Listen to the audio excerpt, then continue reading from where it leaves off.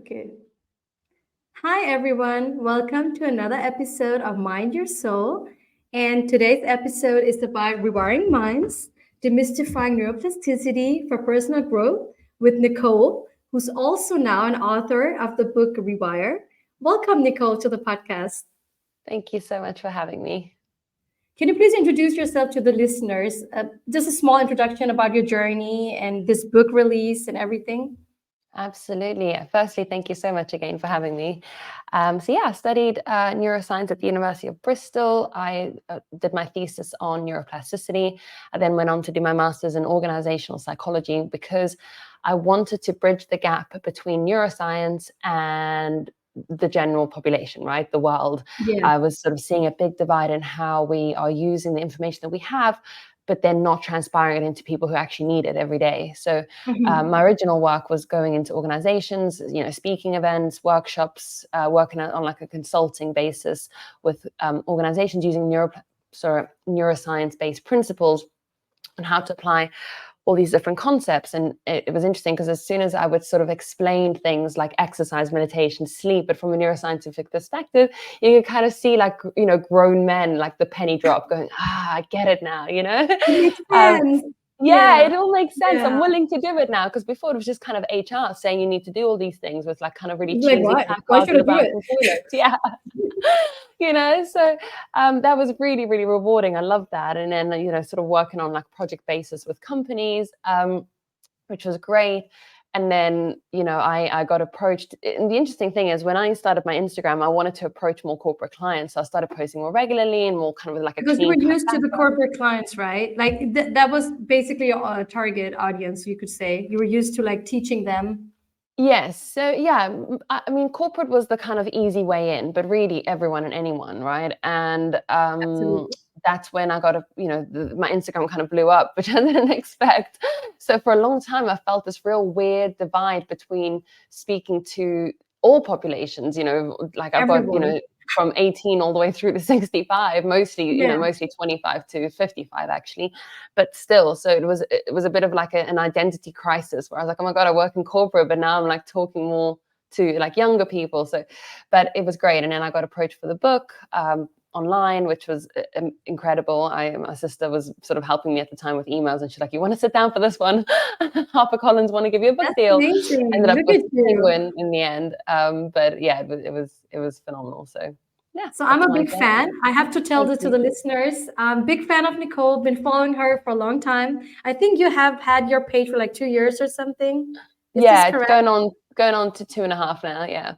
Okay, yeah. So I've been following you from the very beginning and I've seen the growth. Ah, Yeah, I have. And I, ah. I just had a personal account at that time. So we kind of have the same background because I used to do workshops teaching companies as well, neuroscience, Yeah. doing all the things that you're saying. And I got so inspired by your page that I actually decided to start my own business this summer.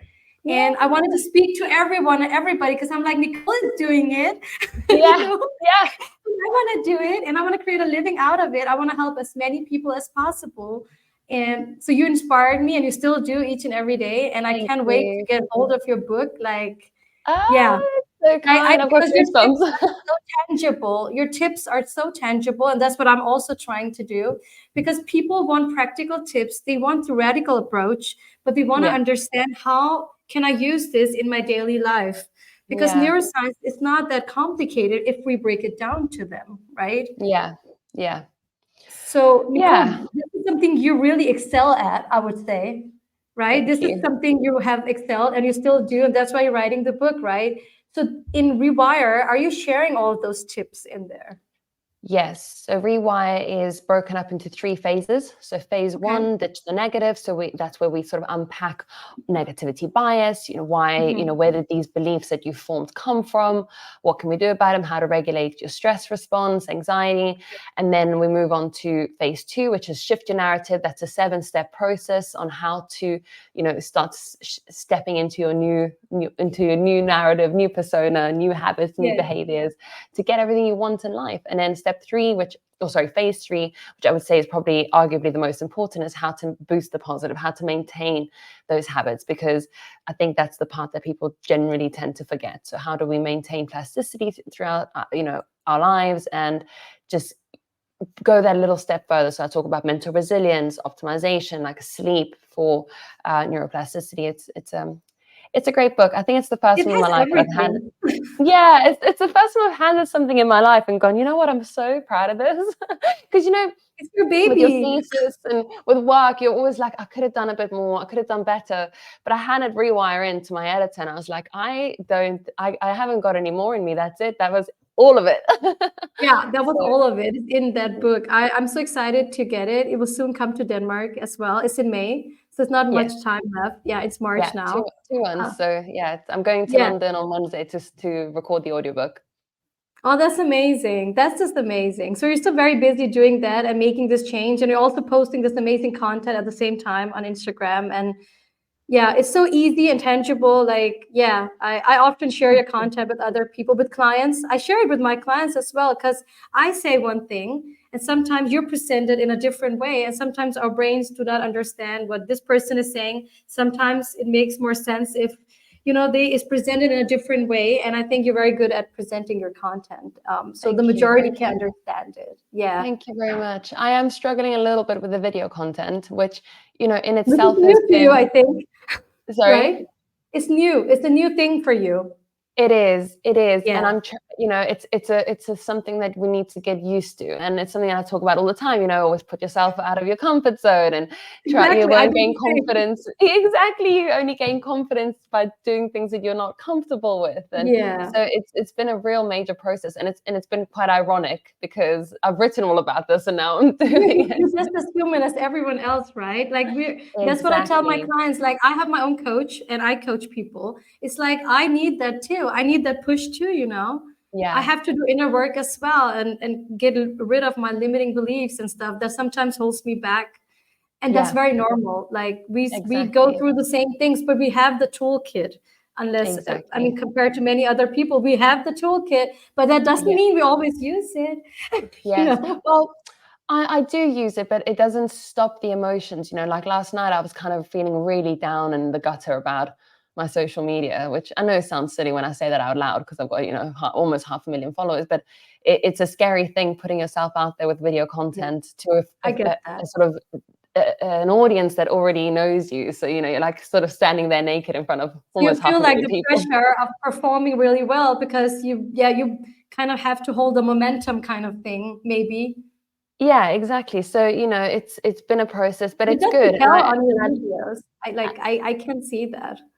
I know, thank So, you. I need to, it'll be fine. It'll get better. I need to communicate this with people though, because it's interesting that we go through this as, content creators as well, who seemingly have it yeah, together all the time. And I think it's a really important thing to humanize, some of these processes that we go through. So I'm aware of the emotions, which is, I think, the difference. When I'm down in the gutter about it, I'm like, this you're tomorrow morning, I'll acknowledging probably feel that. better.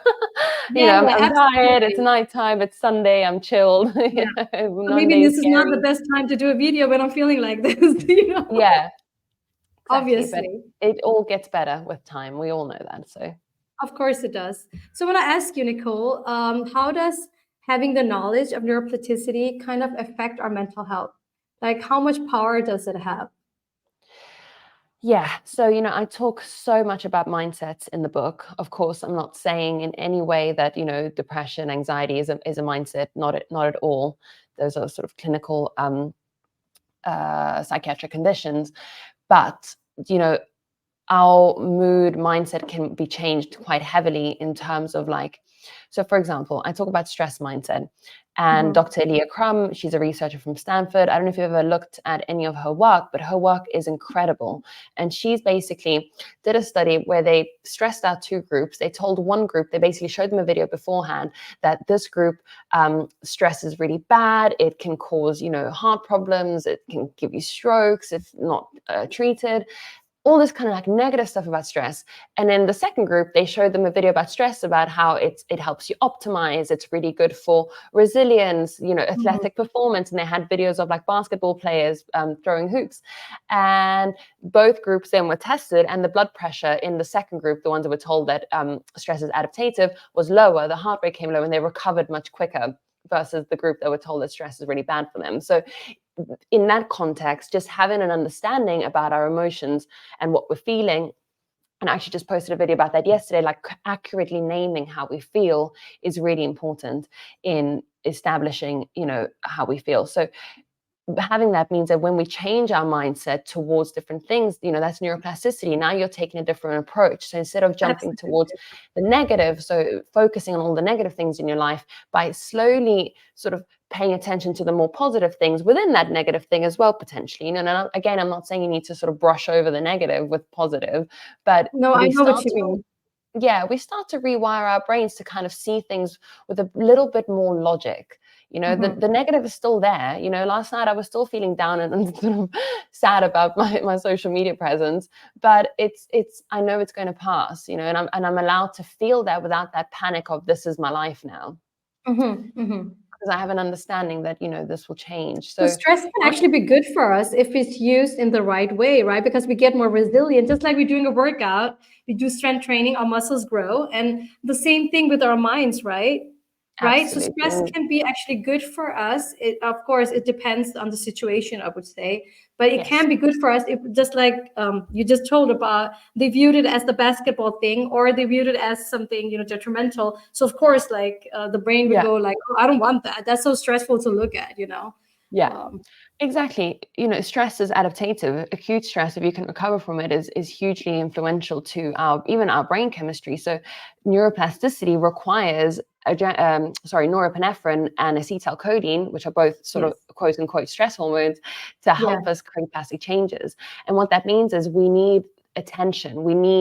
So your brain basically is, as an adult, is not going to create plastic changes all the time. As a child, you'll absorb everything and anything in your surroundings, your environment, etc. When you're an adult, you need to tell the brain what is important, right? So you need to say, okay, actually, I want to pay attention to this thing to make a change. So for example, and I use this example in the book, if you put on a French language tape in the background, you're not going to learn French. You have to No. pay attention to the words. That is stress. That's acetylcholine and norepinephrine being recruited to brain areas that are saying this part of the information that's coming into our brains is important, because otherwise it's going to learn to block things out. You're always blocking things out. I mean, there are things in my periphery right now that my brain is blocking out. My brain is saying you're important, right? So another example about this is, so if you were walking on the street and I said to you, Farah, when did you bumped into your friend last week? What day and time did you bump into your friend? And you'll go, oh, I don't know. It was maybe like Tuesday or Wednesday, I think. I can't remember. Right. But if you bumped into your friend and at the same time you got a really sort of bad message, scary message, something that, shook you, norepinephrine, acetylcholine is You will present. remember it I also. say to you, when did you meet your friend last week? You're going to be like Tuesday, 2:00, just before I got that text, Exactly. because This is now how the it brain works. is saying this is important information. And that's, I think, we can transpire that knowledge into everything. So if you're saying to your brain, I'm having a bad day, this is important, your brain is going to, create plastic sort of changes towards finding everything that's negative in your life. And it's one of the biggest things that I think people struggle with is this negativity bias and jumping to conclusions and being negative and Everybody does talking that. badly about themselves. Everybody. Yeah. Yes, but it can absolutely change. I would say that for me, it's mostly positive, and then I get the negatives, which we need to honor. We need to allow in some ways. We can't brush them away. So last night I just Of had a course moment not. where I had a bath and I was like, I'm just going to be sad.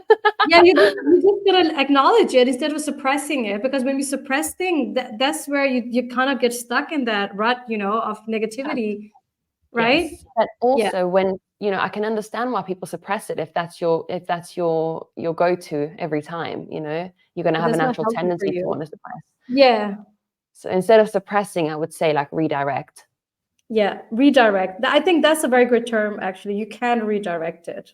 Yeah, Yeah. So that actually brings absolutely. me to the emotional regulation, like also related. Now we're talking about it. Yeah. And yeah, because how does that help? Like you just mentioned some of it, but how does it help like managing our emotions? The whole Mm. aspect of neuroplasticity combined with, yeah, emotional regulation in the brain. Yeah, well, so the limbic system, the limbic brain, as you'll know, is much larger, if you will, than the frontal cortex, responsible for more sort of cognitively demanding tasks, the kind of CEO of your brain, the part of your brain that's more logical and can make sound decisions, I love decision that you making. call this CEO of the brain because it Yeah, is that kind of. part that actually takes the decisions, even though we influence subconsciously. It is that part that Yes, actually takes the decision. Yeah, yeah, yeah. but the CEO is one person, generally speaking, right? So against a Right. group of people, like your limbic Yeah, system, that's a nice analogy, is going to I be love hard that. to sometimes override. And I think, well, no, I don't think, sorry, I need to stop saying I think when I know You there is know. research. I know. So there is research to show that when we can accurately name our emotions and how we're feeling, we gain emotional intelligence, which then recruits the frontal cortex back Exactly. online again, quote unquote. It kind of puts it never goes offline, but it's more active. And Yeah. the interesting thing is that things like meditation, self-hypnosis, and even just, gaining emotional awareness through what I just said, like naming your emotions, actually strengthens the prefrontal cortex. Now, things like meditation and self-hypnosis actually strengthen the connection between the frontal cortex and the limbic system. So that now when you have an emotional outburst, you have more control over it, which I think is a really interesting part. So you have more of a two-way system communication that says, Hmm. okay, we're feeling like this right now, but it's absolutely fine. And that's, I Hmm. think, what's really remarkable, because we want all parts of the brain to communicate, with one another effectively, and to allow them to kind of be. But then also we have so much power in our mind state. So Absolutely. so many regulation tools where you can go, okay, I'm feeling this way, let's do this. So, anger, for example, is one that I talk about a lot, like stepping outside and just stepping out of the situation that you're currently in. That's what Um, I you know, do actually personally. That works for me. Like when I'm yeah, in an for argument, like with a partner, now I'm single, but when I was, I okay, sometimes need like a 3-day walk in the forest because I'm like, I need time to kind of like regulate process. myself and yeah, process. Yeah. And it takes me time. Sometimes it's Mhm. 1 day, some days half day, sometimes it's 3 days. And I felt like people had like really difficulty like understanding it because we all have our different ways of communication. But Yeah, I need that time to like tap into myself. And yeah, my go-to place is the forest. So I step there every midday break. Yeah, I go for a run or just for a walk or whatever. Kind of like amazing. grounds me, being in Yeah, nature. So it's like I yeah, always did that, but that was like so weird to my partners because it's like, what are you doing? Like I want to yeah, talk to you right now. It's like I can't because I'm in this state. I know what I'm feeling, and yeah. nothing would come good out of me. No, exactly, because you're overpowered, if you will. I don't like that word actually, but No, I you're was not in my more frontal dominant. lobes basically when I'm feeling like that, right? I Yeah, can't I can't think clearly, so I can't make any decisions. So I have to exactly, tap into that, like find exactly. calmness, and then nature helps really a lot with that, right? Yes, and there's some really powerful data on how nature impacts our amygdala. So people who live in cities tend to have a more overactive amygdala They again have because your brain parks. is They can have parks they can go to. I always say that you live in a city, find something green or water or like just go outside is even better than being inside, right? Like it doesn't matter. absolutely, and that's what I was getting at, is like making sure that we're present with what we're choosing to do. So Yeah. go to the park, go to the water, go and do the things that make you feel good. We'll look outside the window because we can easily get into, when I lived in London, for sure, it was easy to kind of be indoors all the time because it's cold. Then you get home and you're indoors all the time, which is absolutely fine. But I understand if you don't want to go out. I'm not saying you need to go out in the cold, but maybe just look outside every now and Actually, we again should and go just, out in the cold. You will get more resilient as well. Like I live in Denmark. Is I think temperatures go more below than in London, like or in the UK. you know So what I live I, in the you know, north, right? It is, yeah, and well, we haven't had snow for 4 months. This time it's been really bad. So we had like -15, and I was like logging on Instagram. So I just went from a run, and people were saying to me, "You're insane. You're gonna get sick." And I was like, "Not if I'm wearing proper clothes, but like I'm training myself because I wanted to have marathon. So of course I'm running in all sorts of weather because I'm training myself, and yeah, I'm pushing boundaries with myself, right?" yeah. Is what I Yeah. tell my brain. If I tell my brain it's freezing cold, I'm gonna die outside, I will, Yeah. probably. But if I have the mindset, no, I will do the 30 minutes outside, even though I can feel myself, it's okay. And then using 1 hour to warm up is like part of the process. But I Yeah. did it. And people were like, what are you doing? You're insane. And I was like, no, like you can do it, right? Yeah, well, that's in itself a hormetic process. So, for anyone that's listening, hormesis is the concept that anything that you do in a short bout of time is, adaptative and increases resilience, but for a long period would kill you. So, anything Of like course. exercise, running outside, ice baths, saunas, all fasting. It's I very don't, good for us body, for us body, and the gut health and the mind connection. Like it's very good for us. Absolutely. Just a note on fasting. That's a type of hormesis. I don't necessarily condone it, but just to get it as an example, that's a type of hormesis, and it doesn't work for some people. It doesn't work for everyone. I know that it definitely doesn't work.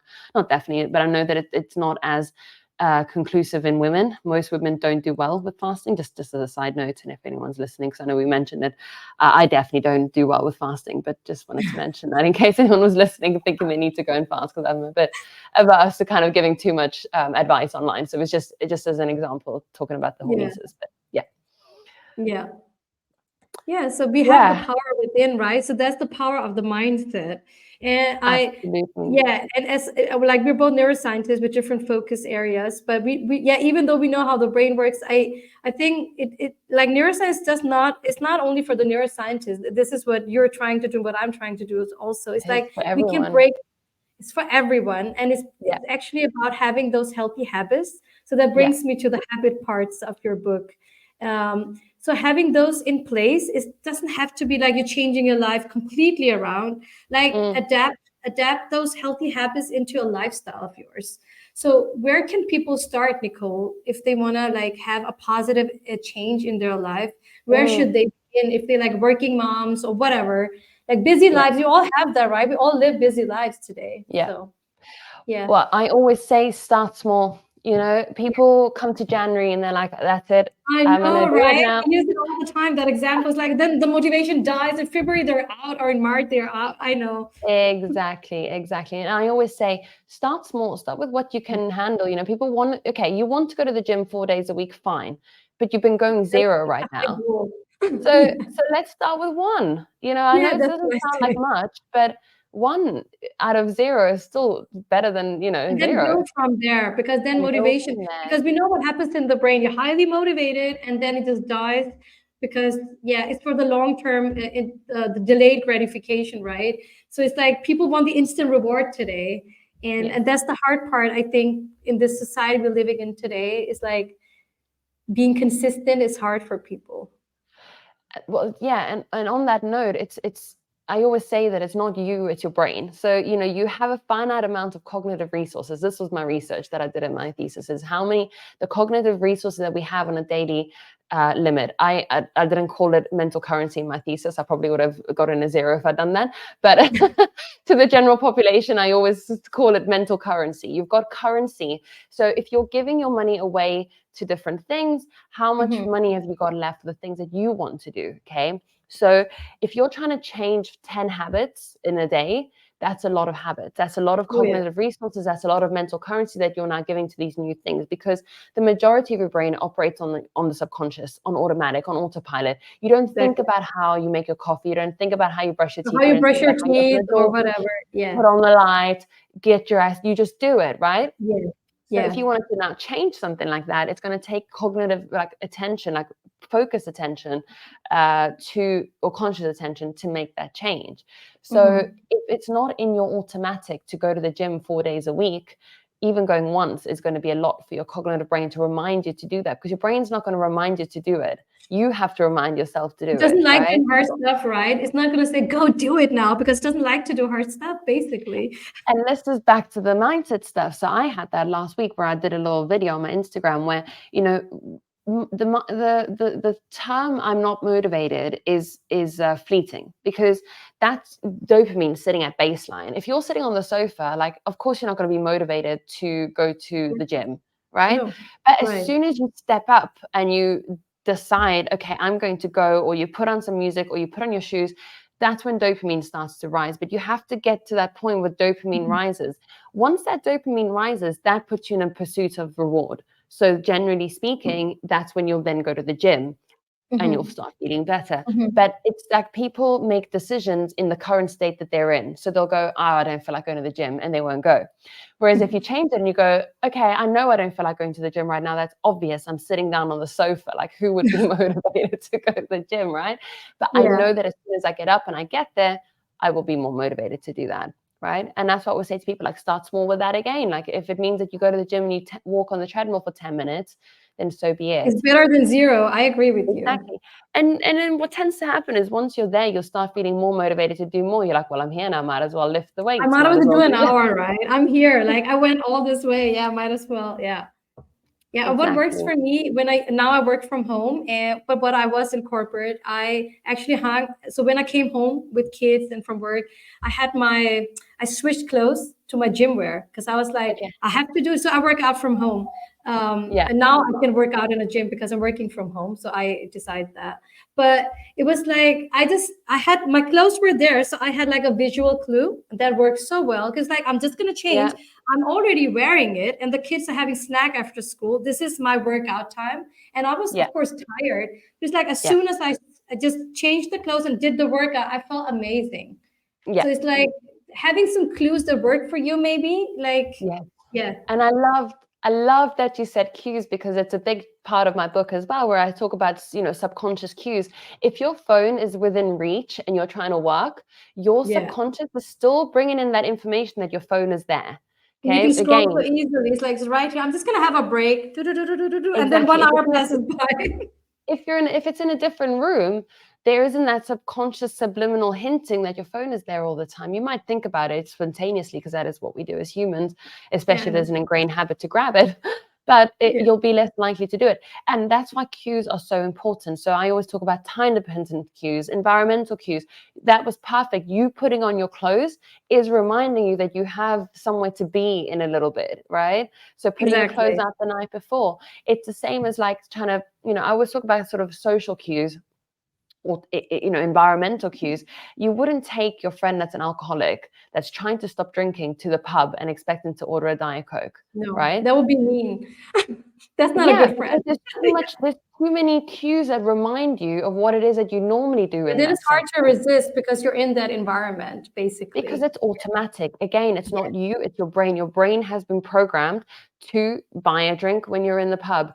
I don't personally drink alcohol very much, but I must say, like, I have a friend, and this is not a bad thing, it's a great thing, but whenever I'm with her, I'm like, oh my God, I need an espresso martini.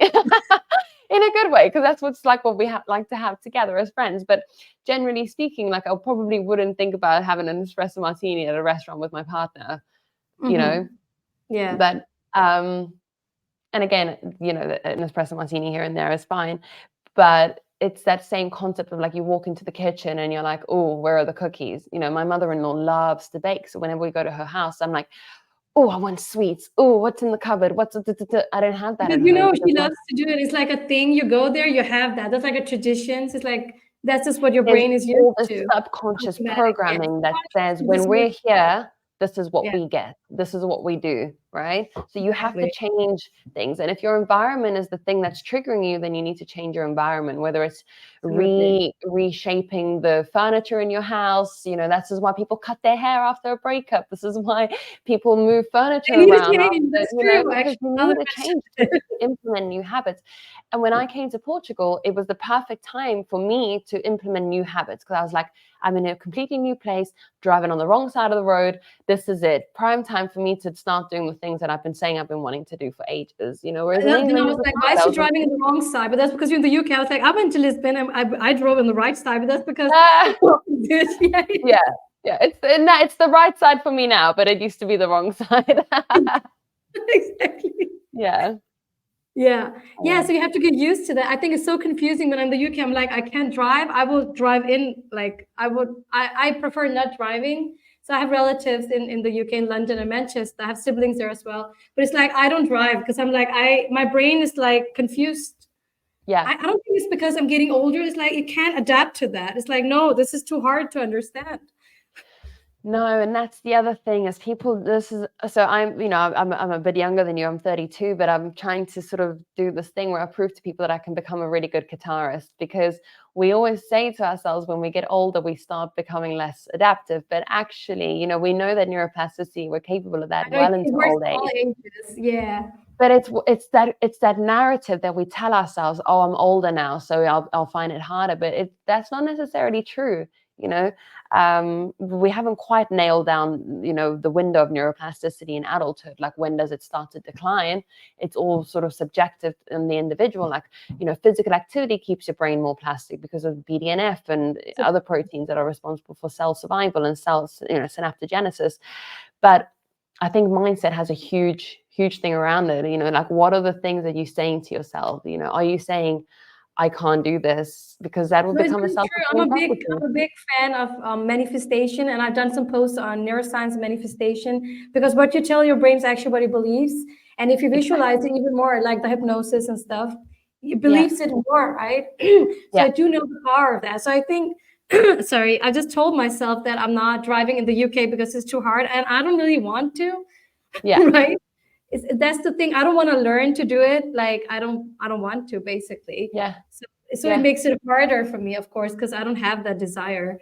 Um, That's fair enough. And it's just about being conscious about yeah, what you're doing and saying I'm to yourself, afraid that I right? will have an accident. Like I have to focus a lot, and when I'm there, it's like Yeah. more like a holiday thing with my Yeah. kids, and it's like Well, that's so fair enough. I don't want to focus so much cognitively on something that's I will put other people in danger. Yes. I I understand that. I understand. Yeah. So, Nicole, before we end this episode today, is anything you want to say to our listeners? It is a mental health podcast from a neuroscience perspective. And yeah, and where can people find you? And where can they get your new upcoming book and stuff like that? I guess one of the things that I always want to tell people is that no matter what you're going through, it's always going to change, right? What's that saying? Like, the only thing that's constant is change. So, Absolutely. And yeah, and we feel uncomfortable with change, but that is actually the constant thing that's in our lives. exactly. That's true. Yeah. Exactly. And, to make decisions based on your current state is not always in our best interest, to some degree. But knowing that that things can look up for us, I think, is really important. And, it might be hard for some people to hear that because maybe they haven't seen the way out yet. But, the brain can change through therapy, interventions, whether it's medication, if anyone's, on Of course. antidepressants, Yeah. that these things all help to change, our current situation. So I think that that's a nice thing to sit in when we're suffering with poor mental health, and I've definitely had my fair share of it myself. And I think, having understood the concept of neuroscience, I've started to learn that when I am feeling like this, I know, like, things will change. I went through a major Mm. depression after handing in the book because, again, I talk about this in my book. There's, something called post-Olympic depression. So athletes, winners or losers, they all go through it, this major depression, because there's so many neurochemicals at play involved in something like the Olympics, something like writing an entire book whilst also finishing my research, that afterwards I had this quite literal neurochemical come down. And I was out for 6 weeks, just completely, like, wiped emotionally. It was dark, but I knew that But would you needed happen. that period maybe to come back, right? 100%. And knowing that meant that it helped. It helped the situation. I was better equipped to deal with it. So, Mhm. I let all my friends know. I was like, look, I'm going to be out for the next few weeks. If I don't reply, just, bear with me. And Mhm. now I'm bouncing back, which is great. So That's I talk about amazing. all of this in the book. So Thank much you of for this is sharing in the this. I book. think that will help a lot of people out there because, yeah, we're just as human as everyone else. Like, just because we know it doesn't mean we always have it together because no one does. No No, one. no. But as long But as you're we can better bounce equipped. back, that's what matters, right? Yeah. And where can people find you, Nicole, and your book? Yes, so the book is available at any books, any of your usual bookstores. It'll be available, Amazon, Barnes and Noble, Waterstones. I don't know, US ones, but Yeah. everywhere and anywhere. If it That's isn't good out with yet, it's because it Amazon. I hasn't. think you're good. Yeah, with Sorry. Amazon. I said everybody can access Amazon, so I think that's good wherever you are in the world. Yeah. Exactly. If you go to my Instagram, there's actually a link in my bio that will take you to either UK, US, or the rest of the world. So whatever's easier for people. And it'll be out on the 9th of May in the UK. and Europe, and then in the US on the 4th of June, so a month later. And That's yeah, my amazing. Instagram is Nicole's Neuroscience. Nicole's with an S, and Nicole's Neuroscience. I'll tag you in Cool. the description, so no Thank worries. you. I'll tag, yeah, so people can follow you and access everything. Awesome. And Thank you thank you, so Nicole, much. for your time. I'm so excited for you, this journey with the book and everything. And you're just so Thank you. inspiring. So keep rocking, my friend. Thank you. So nice to connect. Yeah, thank you. So, guys, as I said, I will tag Nicole, and you can follow her, buy her amazing book. There's a waiting list for that because it's gonna come out in Europe in May and in June. So yeah, and I'll see you in the next episode. Thank you, Nicole. Bye.